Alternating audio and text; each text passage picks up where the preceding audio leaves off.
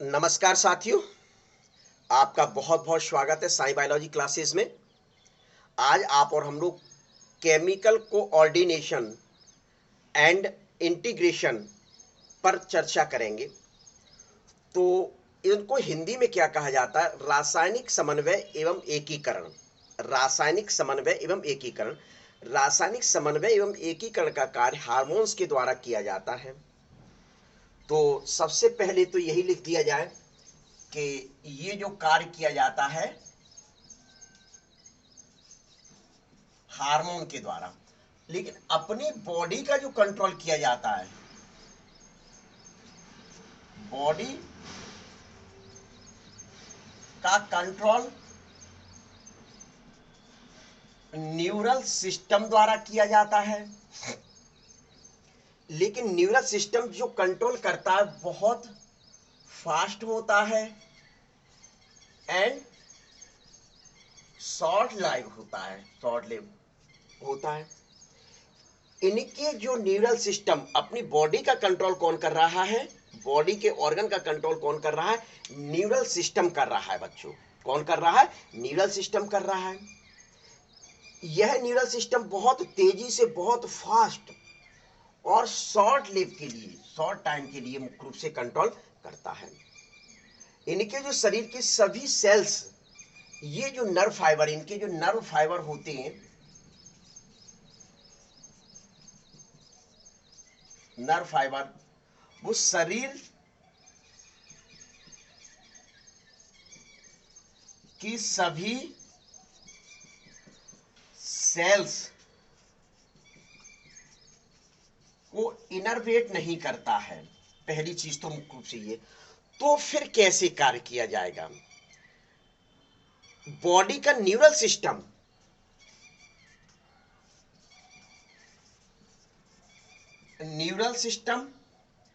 Plus hormone को secret करने वाला सिस्टम क्या कहलाता है? एंडोक्राइन सिस्टम कहलाता है। ये दोनों मिलकर ही कोऑर्डिनेशन का कार्य करते हैं। ये दोनों मिलकर मुख्य रूप से काय का कार्य करते हैं? कोऑर्डिनेशन एंड इंटीग्रेशन का मुख्य रूप से कार्य करते हैं।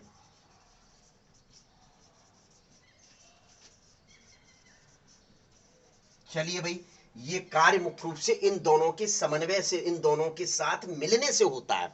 एक कोई कार्य नहीं करता है, विशेष ध्यान दें, कोई एक कार्य नहीं करता है। ये जो कार्य किया जाता है वह मुख्य रूप से न्यूरल सिस्टम और एंडोक्राइन सिस्टम के आपस में मिलने से मुख्य रूप से ये कार्य किया जाता है। सबसे पहली बात तो आप ये अच्छे ढंग से समझ लें।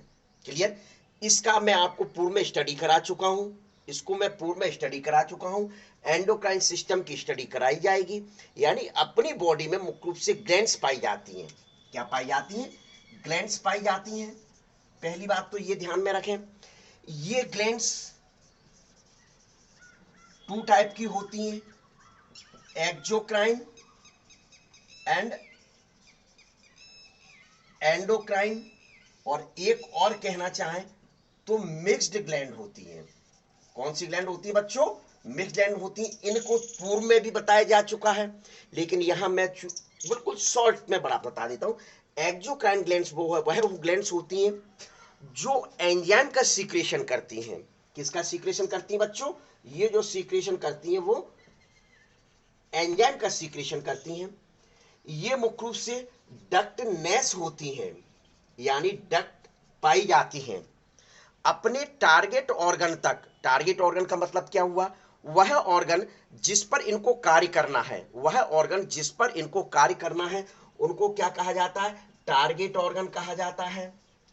टारगेट ऑर्गन तक मुख्य रूप से डक्ट के माध्यम से अपने सीक्रेशन को पहुंचाने का कार्य करते हैं एक्सोक्राइन ग्लैंड। सबसे पहली बात तो ये ध्यान में रखें, एंजाइम सीक्रेशन होता है इनके द्वारा, डक्टनेस होती है यानी डक्ट पाई जाती है, टारगेट ऑर्गन तक डक्ट के द्वारा अपने सीक्रेशन यानी केमिकल को पहुंचाते हैं। इसकी केमिकल को मुख्य रूप से क्या कहा जाता है?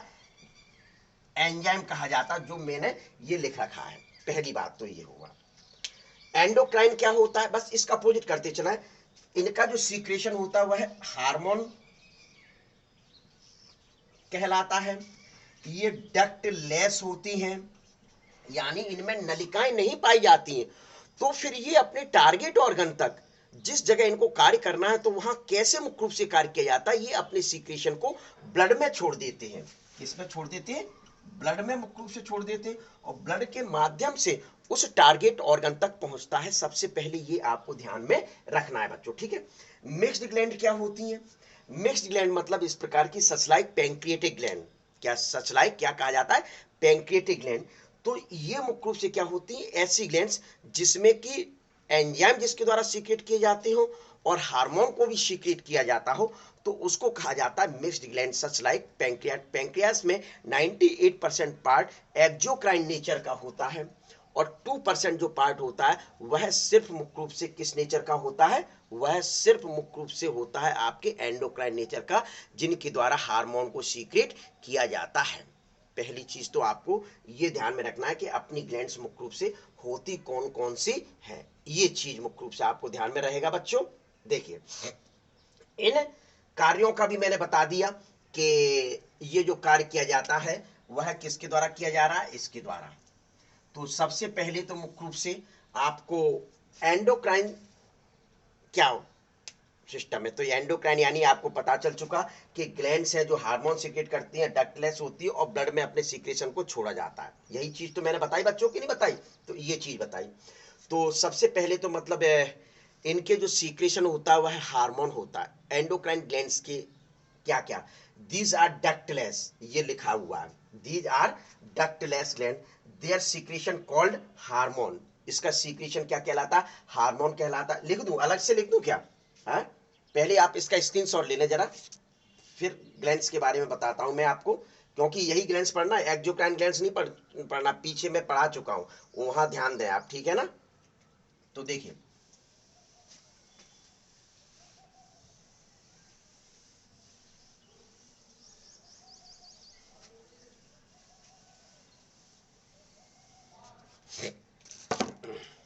आ जाइए।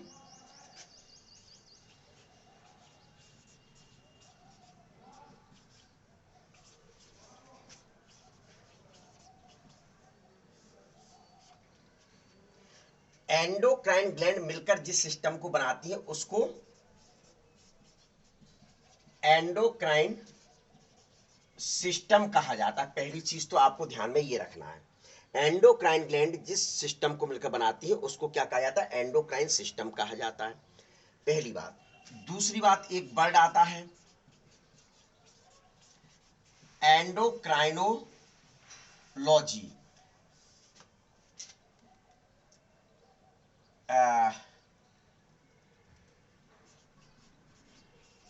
Endocrinology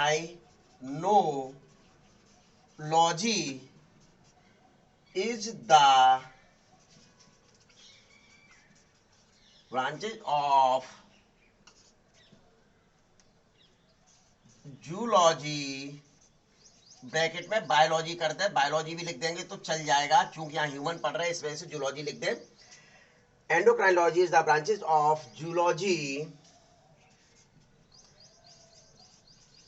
it deals with the study of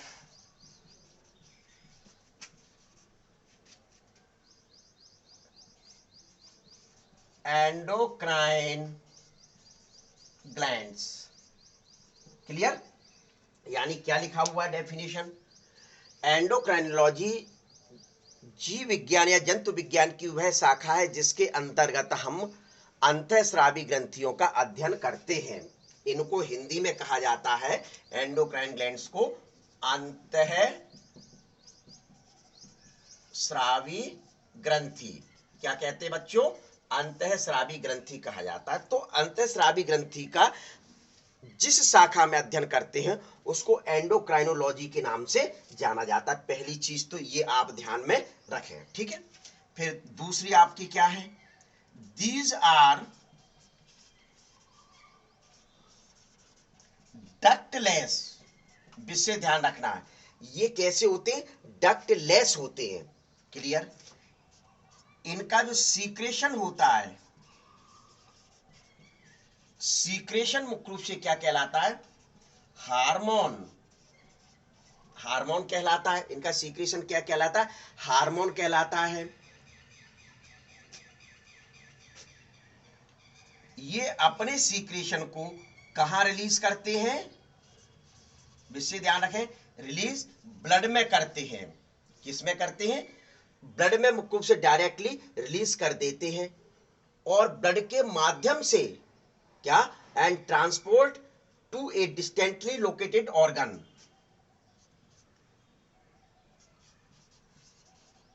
transported to ए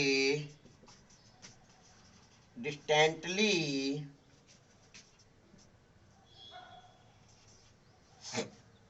क्या, डिस्टेंटली मतलब दूर, डिस्टेंटली मतलब दूर लोकेटेड टारगेट ऑर्गन, यानी transported to a distantly located target organ via blood. यानी ब्लड में इन्होंने छोड़ा, मैंने लिखा है रिलीज ब्लड, यानी कि अपने सीक्रेशन को ये मुख्य रूप से कहां रिलीज कर रहे हैं, ब्लड में। यानी कि सीधी सीधी सीक्रेशन इनका क्या कहलाता है, हार्मोन। हार्मोन को कहां रिलीज किया जा रहा है, ब्लड में किया जा रहा है। ब्लड के माध्यम से ये कहां पहुंच रहे हैं, लोकेटेड टारगेट ऑर्गन तक मुख्य रूप से ये पहुंच रहे हैं। सबसे पहली बात तो आपको ये ध्यान में रखना है, क्लियर।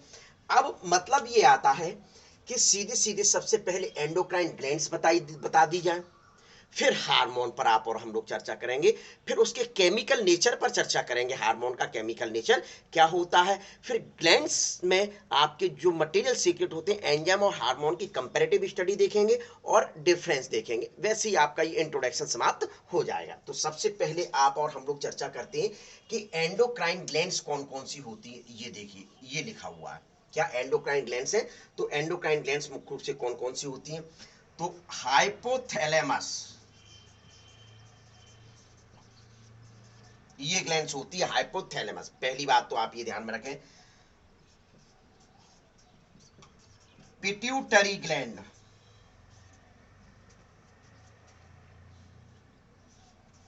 Pituitary gland, clear. ध्यान में लिखते चलना आप लोग, एक एक ग्लैंड करके बाद में बताया जाएगा। Pineal gland, thyroid gland,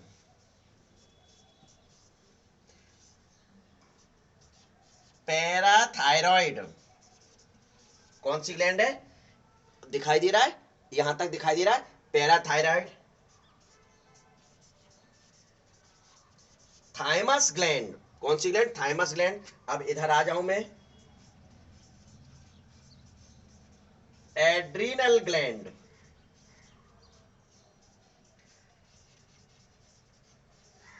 pancreas, ठीक है। तो ये ग्लैंड लिख दी गई। अब स्वाभाविक ये है कि ये ग्लैंड्स के अलावा भी मुख्य रूप से कुछ ग्लैंड्स होती हैं। इन ग्लैंड्स के अलावा भी कुछ ग्लैंड्स, जैसे कि आपके सीधे सीधे कह दिया जाए, गोनाड,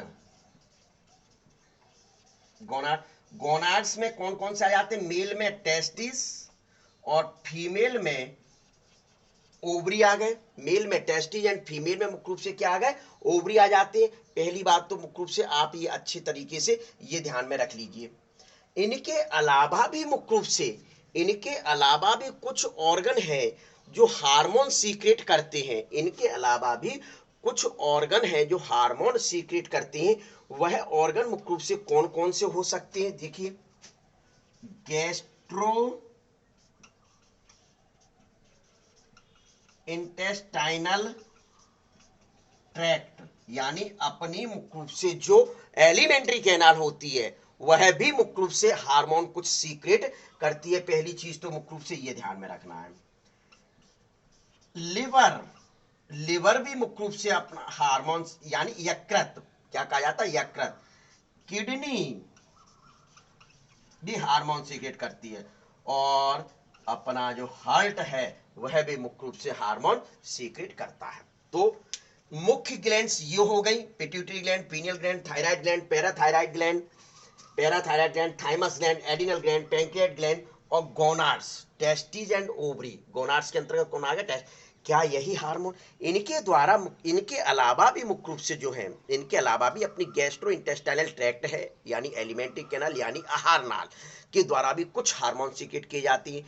लिवर के द्वारा भी कुछ हार्मोन सीक्रेट किए जाते, किडनी के द्वारा भी कुछ हार्मोन सीक्रेट किए जाते, और साथ ही साथ हार्ट भी कुछ हार्मोन सीक्रेट करता है, ऐसी हमारी एनसीईआरटी कह रही है। ऐसा कौन कह रहा है? एनसीईआरटी अपनी कह रही है। तो सबसे पहले आप इनका ले लीजिए, ये आपको एक एक करके पढ़ना है, ये सभी मुख्य रूप से क्या करना है? एक एक करके पढ़ना है। अब एक ही वर्ड आ रहा है, देखिए एंडोक्राइन ग्लैंड जो है वह कोऑर्डिनेट एंड इंटीग्रेशन का कार्य कर रहे हैं। न्यूरल सिस्टम तो बता ही चुका, पीछे पढ़ चुके आप। तो इनके द्वारा जो मटेरियल सीक्रेट हो रहा है उसको क्या कहा जा रहा है बच्चों?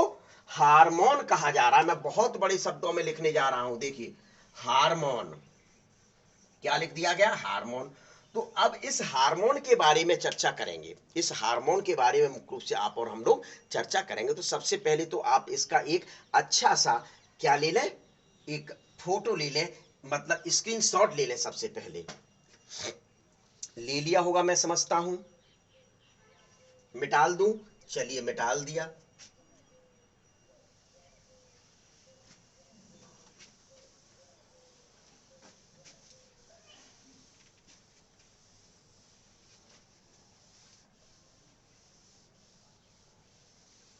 चलिए अब मुख्य रूप से बात तो आती है, ये जो लिखा हुआ है इनका जो सीक्रेशन है वह सीक्रेशन क्या कहला रहा है बच्चों? हार्मोन कहला रहा है। यानी एक केमिकल सब्सटेंस है यह क्या है? Chemical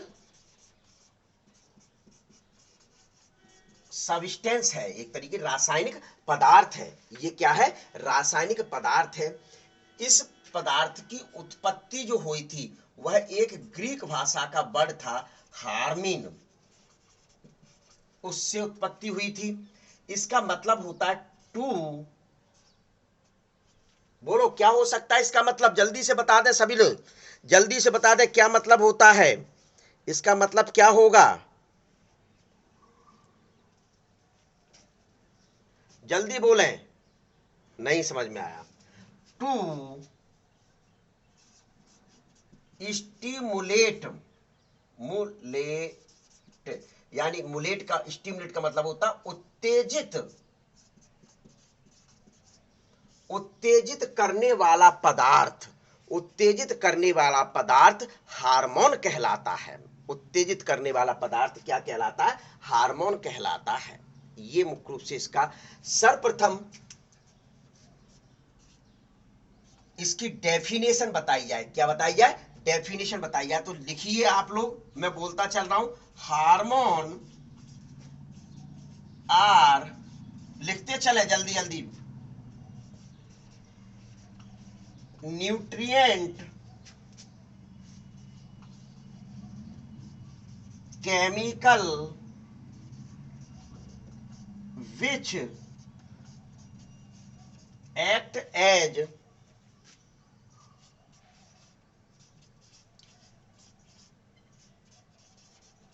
intercellular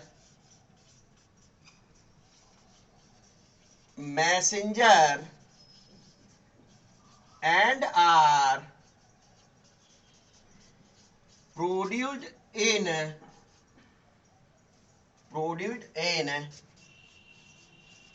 trace amount। देखो कितनी शॉर्ट परिभाषा स्वीट लिख दी गई। Hormone are non nutrient chemical which act as intercellular messenger and are produced in trace amount. सुन लीजिए क्या मतलब हुआ इसका? मतलब के नॉन न्यूट्रिएंट होते, पोषक पदार्थ नहीं होते। पहली बात तो ये ध्यान में रखना है। हार्मोन एक ऐसे रासायनिक पदार्थ है जो पोषक पदार्थ के रूप में नहीं जाने जाते, पहली बात। और यह मैसेंजर के रूप में मुख्य रूप से कार्य करते हैं। And are produced in trace amount, और छोटी मात्रा में, कम मात्रा में मुख्य रूप से स्रावित किए जाते हैं, कम मात्रा में स्रावित किए जाते हैं। ये आपको ध्यान में रखना है। पहली बात तो यह हुई। अब दूसरी बात क्या आती है, दूसरी बात सुन लीजिए। विशेष गोले वाले जो है वीआईपी कैटेगरी के इंपोर्टेंट है, गोले को मतलब वीआईपी मान के चलना, विशेष तौर पर ध्यान में रखना। देखिए अब बताया जाता है, ये तो डेफिनेशन हो गई आपकी, clear definition. Hormone are not nutrient chemical which act as intercellular messenger and are produced in trace amount, बिल्कुल कम मात्रा में स्रावित किए जाते हैं एंडोक्राइन ग्लैंड के द्वारा। 1833 में एक वैज्ञानिक थे जॉन्स मुलर, कौन से वैज्ञानिक थे, जॉन्स मुलर ने इनकी उपस्थिति को सर्वप्रथम देखा। सर्वप्रथम किसने देखा था इनकी उपस्थिति को सबसे पहले, जॉन्स मुलर ने 1902 में वेलिस व स्टारलिंग ने परिभाषा दी थी। ये जो परिभाषा दी है ये देख लीजिए, ठीक है। 1905 में स्टारलिंग ने हार्मोन वर्ड सबसे पहले उपयोग किया। क्लियर, ये तीन वैज्ञानिक जो है वह रख लीजिए। जॉन्स मुलर वैज्ञानिक हैं जिन्होंने उपस्थिति सबसे पहले देखी थी, वेलिस और स्टारलिंग ने परिभाषा दी थी, और स्टारलिंग ने हार्मोन शब्द का उपयोग मुख्य रूप से किया था। पहली चीज तो ये हुई। अब मुख्य रूप से क्या होता है, अब क्या होता है, तो इनके बारे में मुख्य रूप से कैरेक्टर क्या क्या हो सकते हैं। These are organic compound. पहली बात तो ये ध्यान में रखा जाए कि ये कार्बनिक यौगिक होते, ऑर्गेनिक कंपाउंड होते हैं, पहली चीज। दूसरा, दीज आर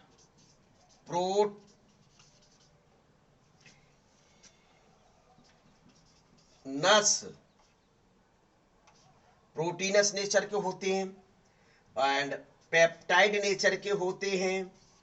किस नेचर के होते हैं, पेप्टाइड नेचर के होते हैं। स्टीरॉइड्स होते हैं एंड अमीनो एसिड डेरिवेटिव्स होते हैं। ये इनका केमिकल नेचर है। इनका केमिकल नेचर कोई पूछे तो आपको क्या बताना है, प्रोटीनस नेचर के होते हैं, पेप्टाइड नेचर के होते हैं, स्टीरॉइड नेचर के होते हैं, अमीनो एसिड डेरिवेटिव्स नेचर के होते हैं। मैं आपको इन शॉर्ट में अलग से भी बता दूंगा, अभी मैं बता दूंगा। पहली मतलब ये कैरेक्टर में आ रहा है, तो ये आपको मुख्य रूप से जानना है, बहुत आवश्यक, ठीक है। अब low molecular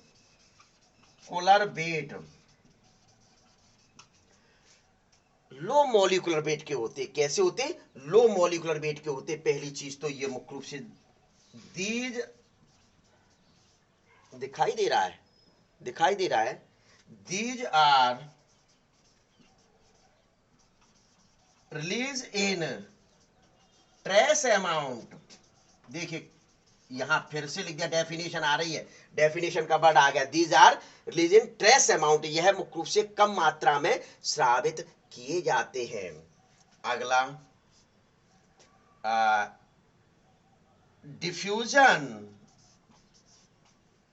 डिफ्यूजेबल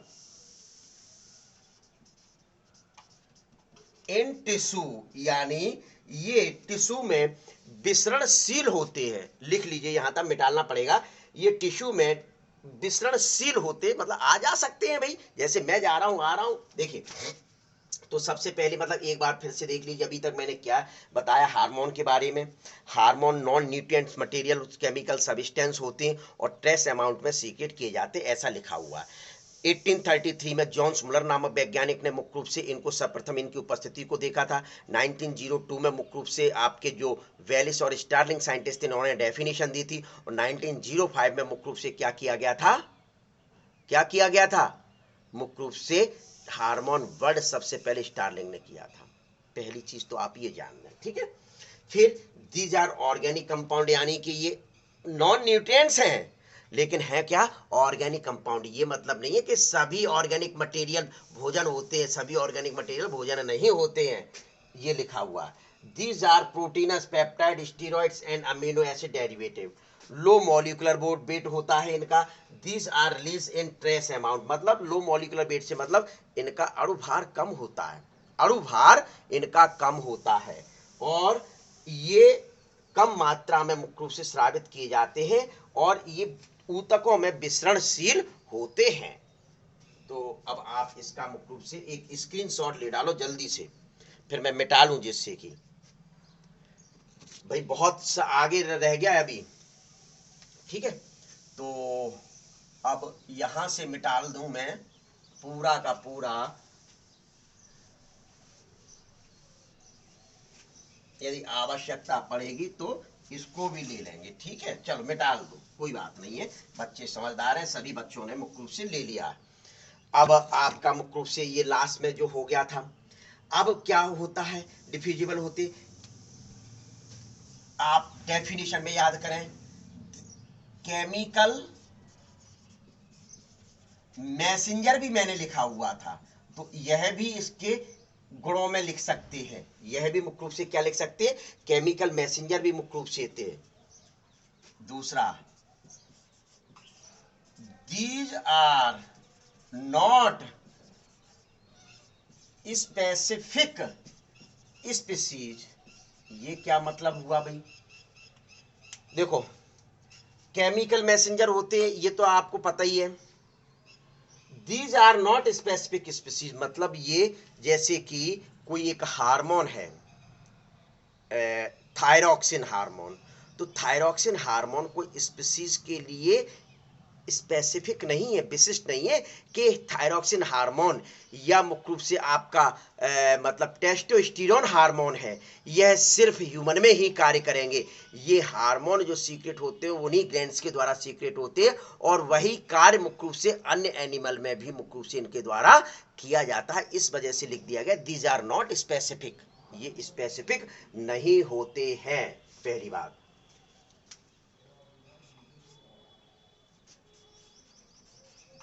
These are extract after process और रिएक्शन, मतलब इन्होंने क्रिया कर ली, उसके बाद ये मुख्य रूप से क्या हो जाते, उसके बाद मुख्य रूप से इनका विघटन हो जाता है, डिकम्पोजिशन हो जाता है, इनका डिकम्पोजिशन हो जाता है, इस वजह से लिख दिया एक्सटेट, यानी विलुप्त हो जाते हैं। क्लियर, पहली बात। तो ये इतने आपको इनके कैरेक्टर तैयार करना है। क्या तैयार करना है, कैरेक्टर तैयार करना है, पहली चीज। तो अब मुख्य रूप से आती है कि फंक्शन क्या क्या, हार्मोन क्या फंक्शन करता है।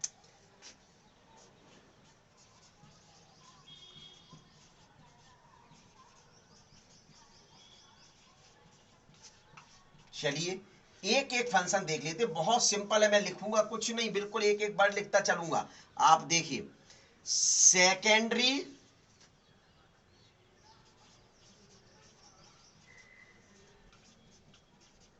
Sexual character. Secondary sexual character का मतलब है सीधे सीधे मेल गोनाड टेस्टिस और फीमेल गोनाड ओवरी, ये टेस्टोस्टेरोन हार्मोन स्रावित करते हैं, और ये ईस्ट्रोजन हार्मोन सीक्रेट करते हैं। ये सेकेंडरी सेक्सुअल कैरेक्टर को नियंत्रण करते हैं, यानी आप और हम लोगों में द्वितीयक लैंगिक लक्षण जो आते हैं, निर्धारण होता है, वह मुख्य रूप से किसके द्वारा होता है, हार्मोन के द्वारा ही होता है, जिनको टेस्टोस्टेरोन और एस्ट्रोजन हार्मोन के नाम से जाना जाता है। पहली चीज तो मुख्य रूप से ये हुआ फंक्शन में। दूसरा बताया जाता है ग्रोथ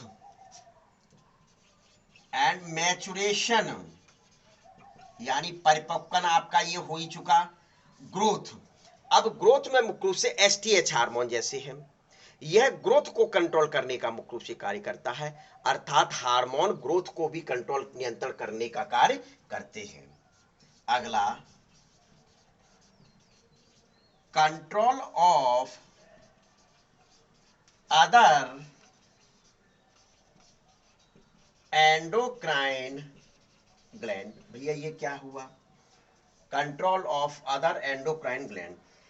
हार्मोन जो स्रावित होते हैं वह एक हार्मोन दूसरे हार्मोन के कार्यों को नियंत्रित करता है। एक हार्मोन दूसरे हार्मोन के कार्यों को नियंत्रण करने का कार्य करता है। जैसे हाइपोथैलेमस को मास्टर ऑफ मास्टर ग्लैंड कहा जाता है। मैं यहां एग्जांपल में लिखे देता हूं, आप टेंशन ना लें बच्चों, बिल्कुल। Hypothalamus master of master gland. पहली चीज तो आपको ये ध्यान में रखना है, अभी मैं समझाता हूं डिटेल में। पिट्यूटरी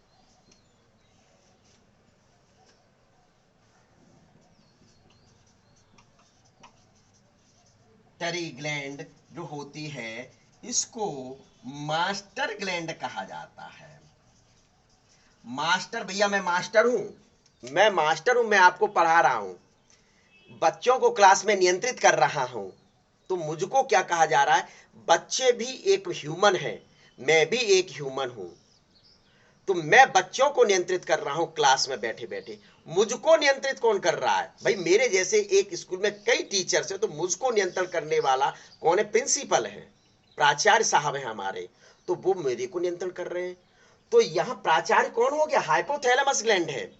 प्राचार्य कौन है? हाइपोथैलेमस, यानी master of master gland. Master की भी मास्टर है ये, मास्टर का मास्टर क्या होता है? प्रिंसिपल साहब होते हैं। और पिट्यूटरी ग्लैंड मास्टर ग्लैंड, यानी कि मुझको मास्टर कहा जा रहा है, यानी मैं स्कूल में पाए जाने वाले बच्चों की हर एक्टिविटीज को नियंत्रण करने का कार्य कर रहा हूं।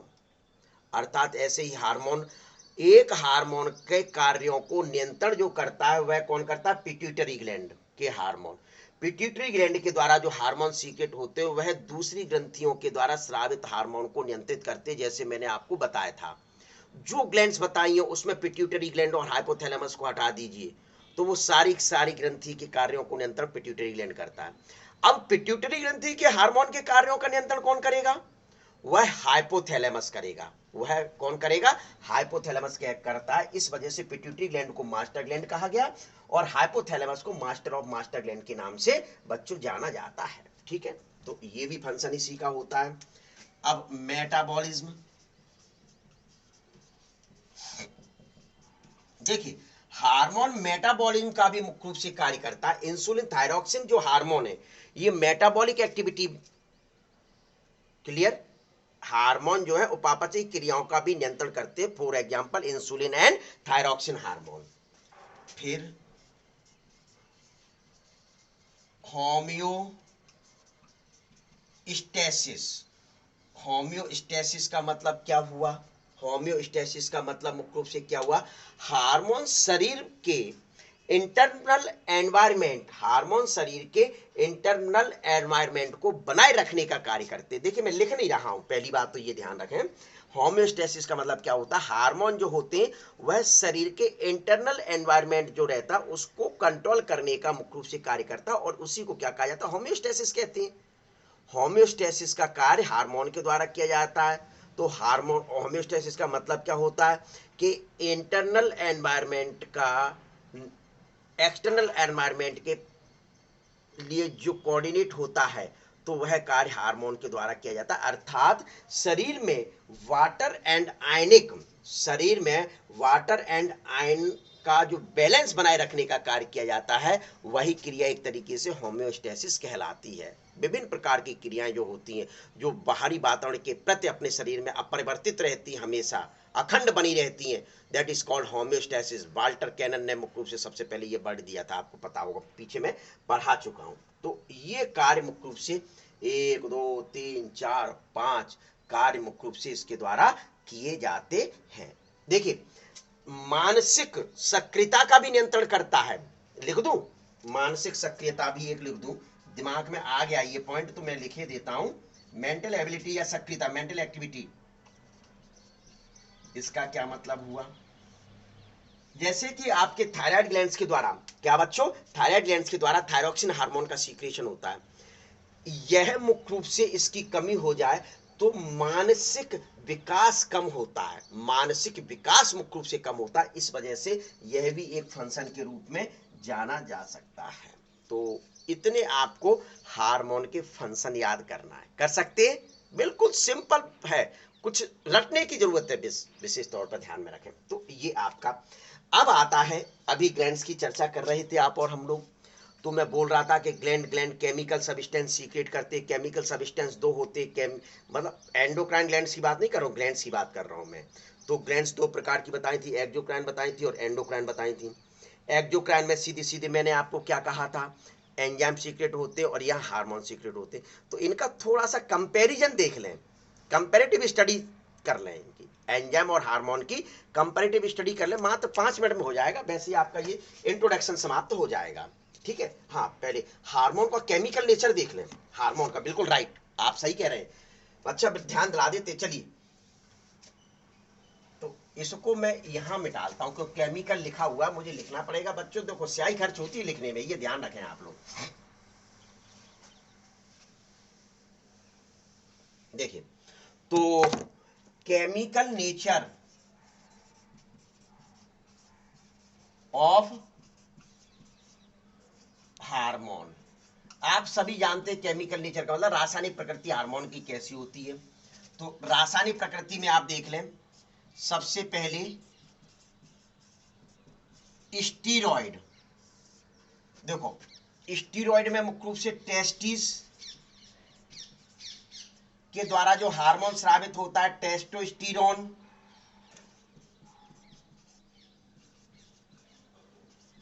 टेस्टोस्टेरोन हार्मोन मुख्य रूप से जो होता है वह यही होता है। एड्रिनल ग्लैंड, एड्रिनल ग्लैंड का कॉर्टेक्स जो पार्ट होता है, कौन सा पार्ट होता है, कॉर्टेक्स पार्ट होता है। प्लेसेंटा, प्लेसेंटा द्वारा, ओवरी द्वारा मुख्य रूप से। तो ये टेस्टोस्टेरोन हो गया। यहां मुख्य रूप से आप क्या बता सकते, एल्डोस्टेरोन, एल्डोस्टेरोन, कॉर्टिसोन, टीसोन हो गया, ठीक है।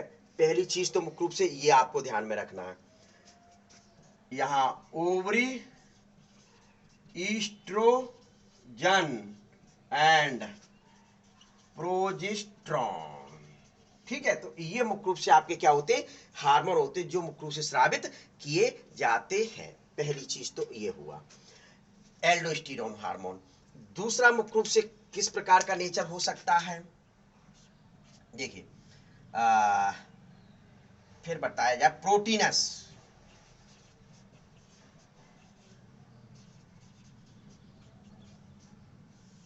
तो प्रोटीनस नेचर में देखिए एसटीएच पिट्यूटरी ग्लैंड के द्वारा जो स्रावित होता है, पिट्यूटरी ग्लैंड के आगे जो पार्ट होता है इसके द्वारा मुख्य रूप से। Thyrotropic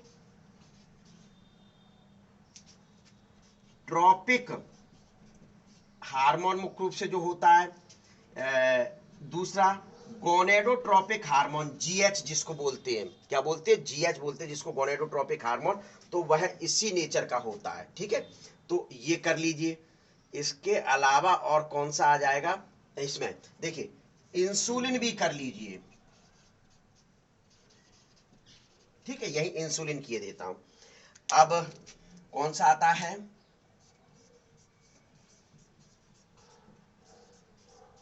peptide, peptide melanocytes, melanocytes, ADH anti diuretic hormone या वेसोप्रेसिन कहते हैं इसको, क्या कहा जाता है बच्चों? एडीएच को एंटी डायूरेटिक हार्मोन या बेसोप्रेसिन के नाम से मुख्य रूप से जाना जाता है। ऑक्सीटोसिन पेप्टाइड नेचर का होता है और एड्रीनोकॉर्टिकोट्रोपिक एड्रीनोकॉर्टिकोट्रोपिक हार्मोन भी मुख्य रूप से इसी नेचर का होता है। ये आपको ध्यान में रखना है। अब amino acid derivatives, amino acid derivatives, ठीक है, तो ये देख लीजिए। देखिए अभी चलो बाद में बता देंगे, एक बार फिर से रिवाइज करा देंगे, टेंशन ना लें आप बच्चों, बस लिखते चला करो, जो मैं बोल रहा हूं वो समझे और लिखे। थायरॉक्सिन, एपिनेफ्रिन और नॉरएपिनेफ्रिन।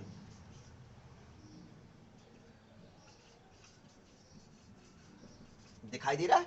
दिखाई दे रहा। चलिए देखिए 4 प्रकार के केमिकल नेचर इनका होता है। स्टीरॉयड नेचर के होते हैं, जो ये मैंने लिखे वो स्टीरॉयड नेचर के होते हैं। प्रोटीनस नेचर के ये जो लिखे STI, thyrotropic, GH and insulin, ये जो होते हैं। Peptide nature melanocyte, ADH, oxytocin, adrenocorticotropic hormone होते हैं। एंड अमीनो एसिड डेरिवेटिव्स में थायरॉक्सिन, एपिनेफ्रिन और एपिनेफ्रिन आ जाते हैं। तो इनका ये केमिकल नेचर होता है। यानी सीधे सीधे कोई पूछे तो आप लिख दो steroid, proteins, peptide and amino acid derivative nature के होते हैं। क्लियर? चलो ले लो एक सुंदर सा स्क्रीनशॉट। चलिए अब आती है कंपैरेटिव स्टडी। ले लिया? लिख लिया बच्चों? Comparative study of hormone. Comparative study of hormone, तुलनात्मक अध्ययन करना है एंजाइम से। तुलनात्मक अध्ययन करना है, लिख दूं?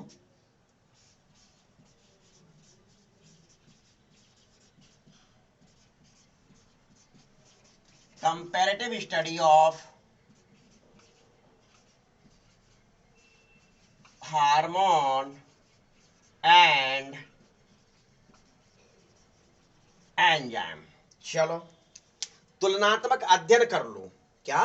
तुलनात्मक अध्ययन मुख्य रूप से इनका आप कर डालिए। कैसे कर सकते? तो सबसे पहले सिमिलैरिटी देख लें, क्योंकि सिमिलैरिटी जल्दी हो जाएगी। समानता, इसको क्या कहा जाता है बच्चों? समानता। तो समानता देखिए क्या क्या मुख्य रूप से होती है। Both are soluble in water. देखो both are soluble in water, दोनों ही जल में घुलनशील होते हैं। लिख लीजिए, दोनों ही जल में घुलनशील होते हैं। लिखो जल्दी, दोनों ही जल में घुलनशील होते हैं। Both are release in trace amount, दोनों ही, हाँ, both are release in trace amount, ये दोनों ही कम मात्रा में मुख्य रूप से स्रावित होते हैं। क्या? पहली चीज। दूसरी चीज मुख्य रूप से बताई जाती है, both are release by glands, both are release by glands, दोनों ही ग्रंथियों के द्वारा स्रावित होते हैं। दोनों ही शरीर की उपापचयी क्रियाओं को प्रभावित करते हैं। बिल्कुल सिंपल भाषा में लिख दिया, both are soluble in water, दोनों ही जल में घुलनशील होते हैं, दोनों ही ट्रेस अमाउंट में सीक्रेट किए जाते हैं, दोनों ही ग्लैंड्स के द्वारा रिलीज होते हैं, दोनों ही शरीर की उपापचयी क्रियाओं को नियंत्रित करते हैं। ये आपको सिमिलरिटी लिखनी है। फिर यही डिफरेंस, अब आ जाती है डिसिमिलैरिटीज। ले लीजिए फोटो जल्दी से। ले लीजिए, चलिए।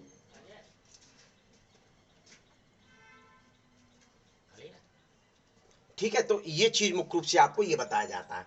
अब आपको बताना है असमानता, डिसिमिलैरिटीज। क्या बताना है? डिसिमिलैरिटीज मुख्य रूप से बताना है। तो अंतर के लिए सीधे सीधे वही फॉर्मूला है, एक साइड में हार्मोन लिख दीजिए और एक साइड में एंजाइम लिख डालीजिए। चलिए कर दीजिए जल्दी जल्दी। देखिए नंबर 1, ये एंडोक्राइन ग्लैंड्स से सीक्रेट होते हैं। तो यहां क्या लिखा है? सिंपल, ये एक्सोक्राइन ग्लैंड से सीक्रेट होते हैं, पहली चीज। ये डक्ट नेस होते हैं, नलिकाएं नहीं पाई जाती, नहीं सॉरी, ये डक्ट लेस, ये ग्लैंड जो होती हैं मतलब डक्ट लेस होते हैं, डक्ट लेस नहीं, ये मत लिखो, यहां साथ में बता दूंगा मैं। ये protein steroid, protein steroid peptide और अमीनो एसिड डेरिवेटिव्स होते हैं। और ये प्रोटीन नेचर के होते हैं। किस नेचर के होते हैं बच्चों? प्रोटीन नेचर के। लो मॉलिक्यूलर वेट,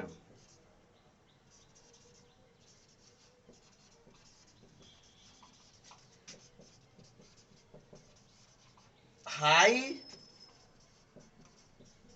मॉलिक्यूलर वेट, मतलब ये कम अणुभार वाले होते, ये अधिक अणुभार वाले होते। पहली चीज तो मुख्य रूप से ये टारगेट ऑर्गन तक ब्लड के द्वारा पहुंचते हैं, ब्लड द्वारा पहुंचते हैं। और ये डक्ट द्वारा, ये काय के द्वारा पहुंचते हैं? डक्ट द्वारा पहुंचते हैं। मतलब जैसे ये ग्लैंड्स है, यहां कार्य करना है तो ये ब्लड में छोड़ दिए जाते हैं, सीक्रेशन ब्लड में। और यहां ये ग्लैंड्स है और ये कार्य करना है तो यहां ये डक्ट के द्वारा जाते हैं। किसके द्वारा जाते हैं? डक्ट के द्वारा जाते हैं। और ये ब्लड के माध्यम से, बिल्कुल सिंपल सी बात लिखी, कोई बड़ी बात। तो 1 2 3 4, एक आधा अंतर और लिख दूं। चलिए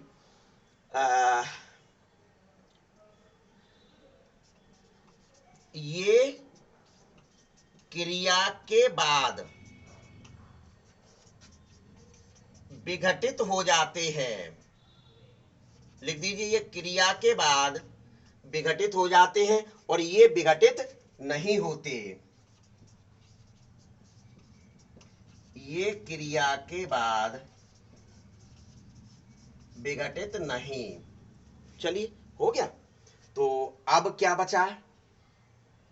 ये अगला लिख लीजिए, ये उपापचयी क्रियाओं में सीधे भाग नहीं लेते बल्कि क्रियाशीलता को प्रभावित करते। लिख लिए, ये मेटाबॉलिक एक्टिविटी में सीधे भाग नहीं लेते। अब जगह नहीं इस वजह से मैं बोल रहा हूं, ये मेटाबॉलिक एक्टिविटी में सीधे भाग नहीं लेते हैं। ये सिर्फ मुख्य रूप से उनकी क्रियाशीलता को इफेक्ट करते, प्रभावित करते हैं। ये मेटाबॉलिक क्रिया में भाग लेकर उनकी दर को बढ़ाने का कार्य करते हैं। एंजाइम मेटाबॉलिक एक्टिविटी में भाग लेकर उनकी दर को बढ़ाने का कार्य करते हैं। तो ये आपको क्या हार्मोन और एंजाइम की कंपैरेटिव स्टडी बतानी है। अब आपको क्या जो आएगा, अगला टॉपिक बहुत हो गया, अब नहीं। अब इसके बाद जो अगली टॉपिक होगा उसमें एक एक ग्लैंड्स के द्वारा कौन से हार्मोन सीक्रेट किए जाते हैं और उन हार्मोन के क्या फंक्शन है और उन हार्मोन की कमी होने पर या वृद्धि होने पर बॉडी ऑर्गन में क्या इफेक्ट पड़ेगा, ये आप और हम लोग पढ़ेंगे। वैसे ये चैप्टर समाप्त, तो ज्यादा से ज्यादा मैं कह रहा हूं कि 2-3 पार्ट या 4 पार्ट में अपना ये चैप्टर समाप्त हो जाएगा। ठीक है, चलिए ले लीजिए इसका स्क्रीनशॉट।